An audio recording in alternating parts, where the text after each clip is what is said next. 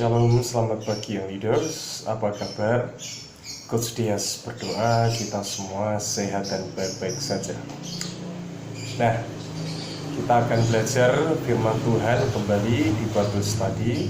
Sebelumnya mari Coach Dias ajak setiap kita berdoa, kita minta tuntunan Roh Kudus, kita minta hati kita menjadi tanah yang paling subur untuk benih firman Tuhan.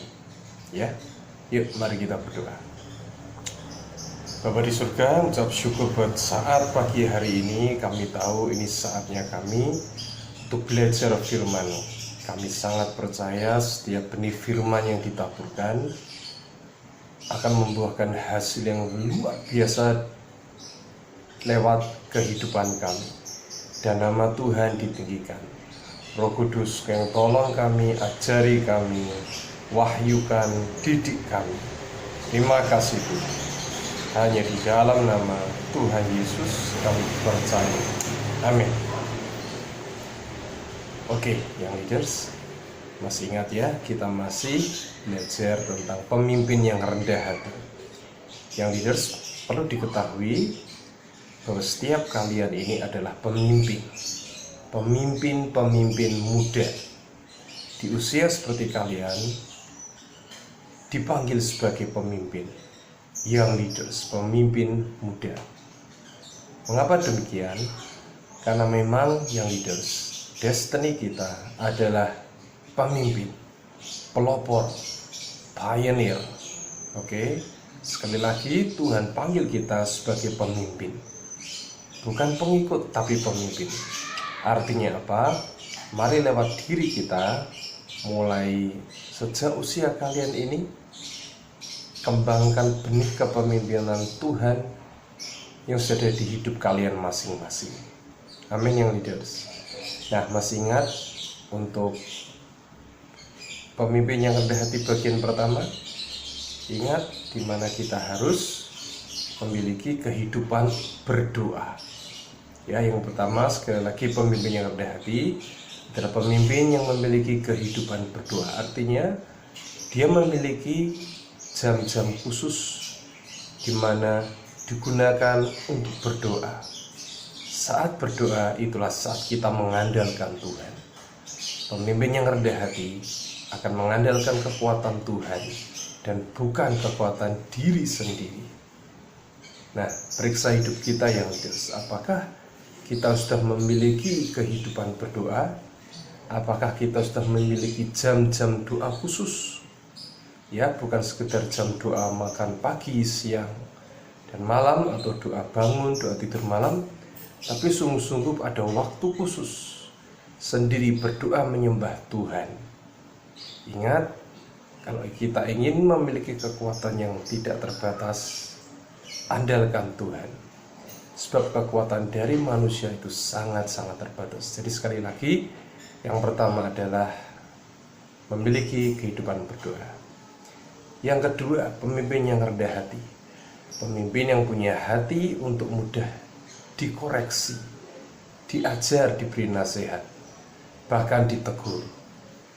Ya, jangan sampai kita ini malah anti atau alergi dengan yang namanya nasihat, masukan, saran, teguran. Terutama untuk orang-orang di sekitar kita yang leaders. Mungkin keluarga kalian, orang tua, juga guru-guru atau coach yang memberi masukan. Jangan sampai alergi dengan yang namanya nasihat. Miliki hati yang rendah hati untuk menerima masukan, menerima koreksi. Mengapa demikian? Karena saat kita berhenti atau menolak yang namanya koreksi nasihat, detik itu kita sedang berhenti. Kita tidak kemana-mana. Dan ingat, tujuan dari nasihat itu adalah apa? Sebuah kasih yang timbul dari hati yang murni. Jadi jika kita menolak nasihat, dengan kata lain kita sedang menolak kasih yang diberikan orang itu kepada kita. Jadi ingat baik-baik, hati yang mudah terima koreksi. Jangan keraskan hati saat orang tua tegur kalian. Jangan lari saat coach beri nasihat kepada kalian. Amin yang leaders. Jadi yang pertama, Pemimpin yang rendah hati adalah pemimpin yang memiliki kehidupan berdoa mengandalkan Tuhan. Pemimpin yang rendah hati yang kedua adalah punya hati yang mudah dikoreksi atau diajar.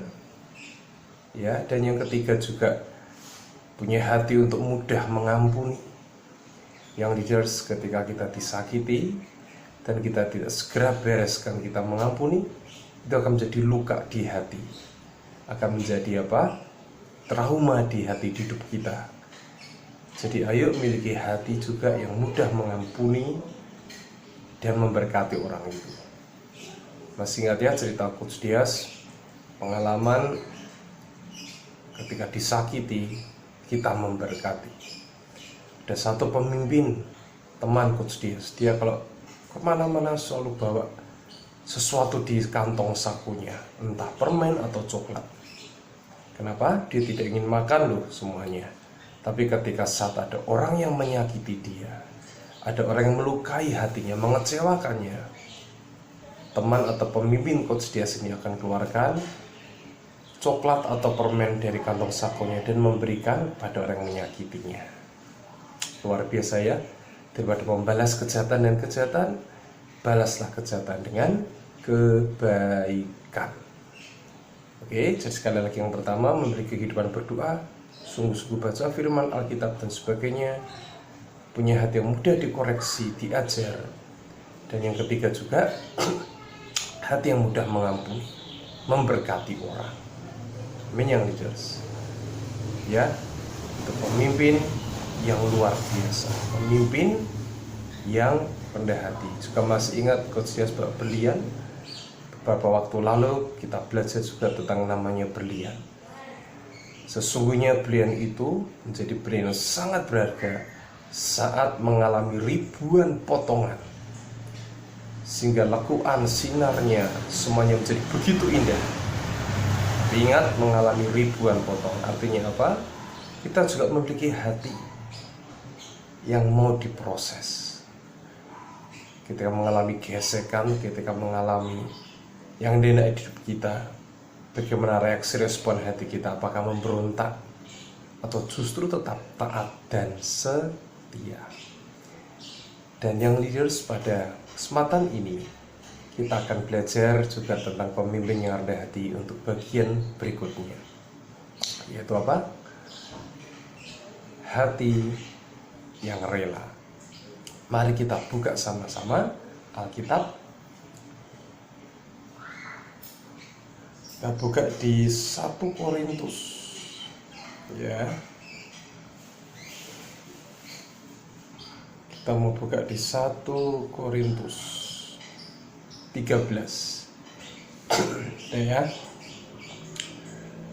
Khususnya saya akan bacakan 1 Korintus 13 ayat yang pertama.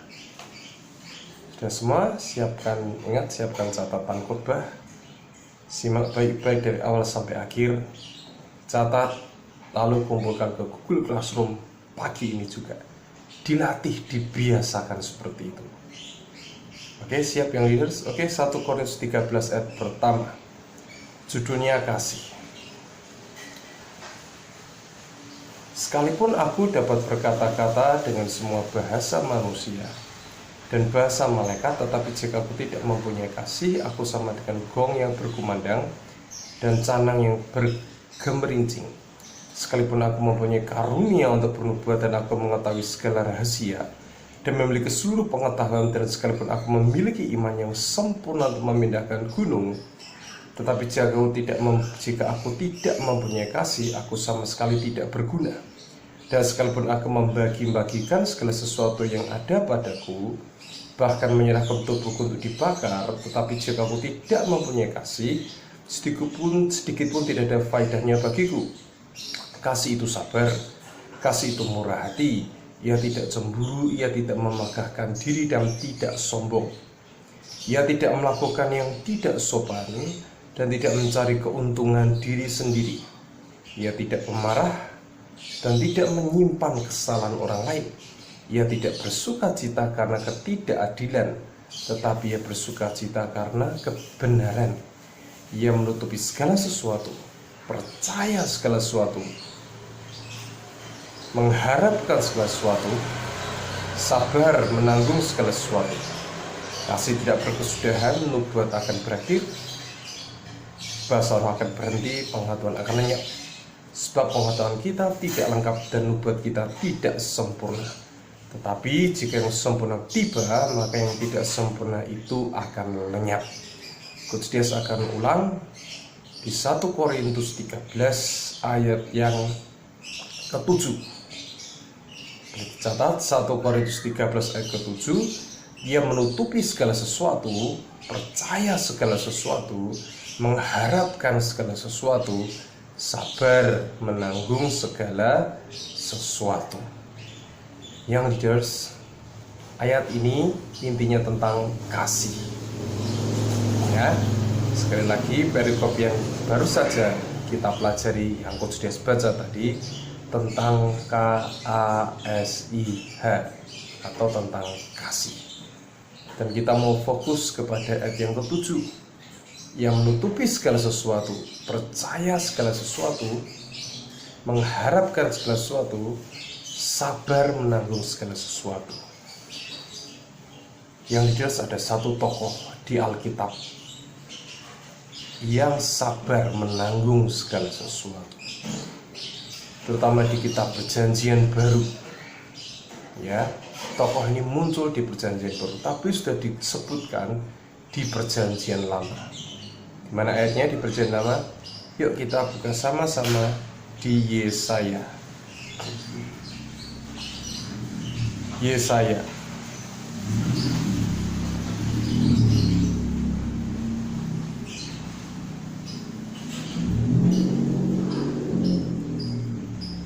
Oke, sudah semua? Oke. Ya. Yesaya pasal 53. Yesaya 53 ayat yang ke 1. Coach Dias baca Yesaya 53:1. Siapa yang percaya kepada berita yang kami dengar, dan kepada siapakah tangan kekuasaan Tuhan dinyatakan? Sebagai taruk yang tumbuh di hadapan Tuhan, dan sebagai tunas dari tanah kering. Ia tidak tampan dan semarangnya pun tidak ada sehingga kita memandang dia, dan rupa pun tidak sehingga kita menginginkannya. Ia dihina dan dihindari orang, seseorang penuh kesengsaraan dan yang biasa menderita kesakitan. Ia sangat dihina sehingga orang menutup mukanya terhadap dia, dan bagi kita pun dia tidak masuk hitungan. Tapi sesungguhnya penyakit kita yang ditanggungnya dan kesengsaraan kita yang dipikulnya. Padahal kita mengira dia kena tulah, dipukul dan ditindas Allah. Tetapi dia diterkam oleh karena pemberontakan kita, ditirukan oleh karena kejahatan kita. Ganjaran yang mendatangkan keselamatan bagi kita ditimpakan kepadanya, dan oleh bilur-bilurnya kita menjadi sembuh. Yang leaders, pasal 53, Yesaya 53 ayat yang ke-3.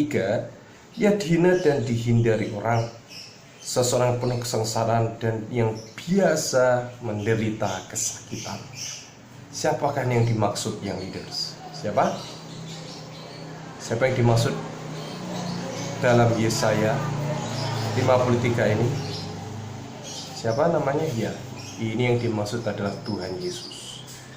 Ada tokoh di Alkitab, figur di Alkitab yang biasa menderita kesakitan, yang sabar menanggung segala sesuatu. Kita mau belajar dari tokoh Tuhan Yesus. Dan Yesus rela berkorban. Kenapa? Karena cintanya, karena kasihnya. Kita awali tadi dengan 1 Korintus 13 tentang kasih. Jadi karena kasih, karena cinta, Tuhan rela berkorban. Inilah pemimpin yang rendah hati. Nah, yang benar, adakah kasih di hidup kita, di hatimu sekarang? Ataukah hanya sekedar engkau menuntut orang? Atau hanyakah sekedar kita menghakimi orang? Ingat, pagi hari ini kita belajar sesuatu, yaitu apa? Tentang kasih yang rela berkorban. Oke yang leaders, ya begitu banyak contoh di hidup kita, pemimpin-pemimpin yang punya hati rela berkorban. Tokoh-tokoh dunia juga begitu banyak. Ajaib bukan yang leaders, seorang pemimpin yang rendah hati, dia akan rela berkorban. Dan bukan mengorbankan anggotanya, temannya, kelompok atau timnya, tapi pemimpin yang rendah hati, pemimpin yang mau rela berkorban. Yang leaders, di akhir nanti ada klip, kita mau lihat sama-sama bagaimana seorang tentara yang begitu gigih memperjuangkan teman-temannya supaya tidak mati. Kisah ini adalah kisah nyata. Nanti yang akan lihat klipnya sekitar 4 menit, ya tidak lama, 4 menit saja. Tolong diperhatikan baik-baik. Jadi klip ini menceritakan tentang seorang tentara yang sesungguhnya masuk dalam pasukan di Amerika untuk melakukan perang, tapi tentara ini, tokoh ini, dia tidak bisa pakai senjata. Bayangkan, tidak bisa pakai senjata, menembak tidak bisa. Lah kok masuk pasukan perang? Tapi ada yang ajaib yang terjadi yang leaders. Setelah mengalami banyak masalah, jadi teman-temannya itu sering mengolok-olok dia dan sebagainya, karena dia tidak punya kekuatan di fisik, tidak punya kekuatan, keahlian, keterampilan menggunakan senjata. Jadi olok, dihina, tapi tentara ini tetap maju dalam medan perang, tetap rela. Dan akhirnya pada suatu medan perang, saat itu banyak teman-teman pasukannya itu yang terluka, beberapa juga gugur di medan perang. Dan yang terluka ini yang leaders oleh satu tentara ini yang tidak bisa pakai senjata, dia gendong, dia selamatkan satu demi satu. Semalam-malaman dia selamatkan begitu banyak tim pasukannya. Ada yang sudah terluka karena tembakan, atau mungkin terluka karena ledakan. Dia gotong, ada yang digendong dan diturunkan karena peperangan di bukit, ya, di dataran tinggi. Dia turunkan teman-temannya ke dataran rendah di mana markas ada di sana, markas tentara Amerika ini diselamatkan. Luar biasa yang leaders. Jadi sekali lagi, yang namanya rela berkorban adalah salah satu sikap karakter yang harus kita miliki sebagai pemimpin yang rendah hati. Amin yang leaders. Sebelum kita tonton klipnya, mari kita sama-sama berdoa. Mari kita berdoa. Bapa di surga, mengucap syukur untuk firman pada hari ini yang mengajar kita untuk selalu rendah hati. Pemimpin yang rendah hati, yang memiliki hati rela berkorban. Bukan mengorbankan, tapi hati rela berkorban. Jari setiap kami untuk memiliki hati seperti hatimu Tuhan Yesus, yang mengorbankan nyawamu untuk setiap kami, dan kami pun wajib mengorbankan nyawa kami pada saudara-saudari kami dalam arti menolong mereka. Terima kasih Tuhan, dalam nama Tuhan Yesus. Amin. Yang leaders, ayat terakhir 1 Yohanes 3 ayat 16. Sebelum kita tonton klipnya, saya akan bacakan 1 Yohanes 3 ayat ke-16. 1 Yohanes 3 ayat 16. Demikianlah kita ketahui kasih Kristus, yaitu bahwa Ia telah menyerahkan nyawanya untuk kita. Jadi kita pun wajib menyerahkan nyawa kita untuk saudara-saudara kita. Artinya apa? Mari saling menopang, saling membantu, dan jangan saling menjatuhkan, saling memberkati, saling mendoakan. Amin. Selamat menyaksikan, tetap semangat, Tuhan memberkati. Shalom.